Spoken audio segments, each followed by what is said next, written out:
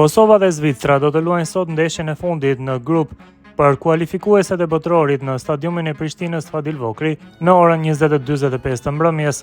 Dardana ndodhet në vendin e dytë në klasifikim me 10 pikë, ndërsa Zvicra është e para me 13 të tilla. Për të kualifikuar direkt, Kosovës i duhet një fitore spektakolare me rezultat të thellë me shifrat 6-0 në Prishtinë, ndërkohë që elvetat mund të ruajnë vendin e parë me çfarëdo rezultati tjetër, qoftë edhe me humbje, prej 5 golash diferencë. Ndërkohë që kjo ditë ka filluar me përmbytje të mëdha në Kosovë dhe madje edhe në Prishtinë, ku do të zhvillohet ndeshja, një situatë që sigurisht ka sjellë edhe diskutime të tipit a do të zhvillohet apo jo kjo sfidë. Po ashtu janë zhvilluar kontrollet e shumta në stadiumin Fadil Vokri, ku është parashikuar të luhet ndeshja. Megjithatë, delegatët e ndeshjes së bashku me përfaqësuesit e Federatës së Futbollit të Kosovës kanë mbajtur në ndvëzhgim situatën e fushës së stadiumit dhe më pas është institucioni i futbollit ai që ka nxjerrë një njoftim.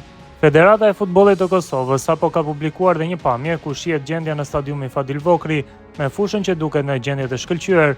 Gjithçka gati për Kosovë-Zvicër, jemi Kosova, jemi Dardanët, shkruan FFK-ja.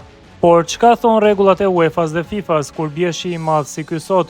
Por autoritetet e stadiumit dhe Federata e Futbollit të Kosovës konfirmuan se me gjithë modin e keq ndeshja pritet të zhvillohet sipas orarit të përcaktuar. Stadiumi është i gatshëm për pritjen e lojtarëve dhe tifozëve dhe masat e nevojshme për sigurinë dhe mirëmbajtjen janë marrë të gjitha.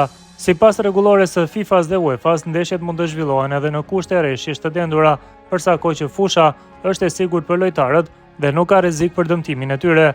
Në rast se kushtet bëhen të papërshtatshme, arbitri kryesor ka të drejtën të ndalojë ndeshjen ose ta shtyjë atë për në një moment të dytë, pas konsultimit me organizatorët dhe ekipet,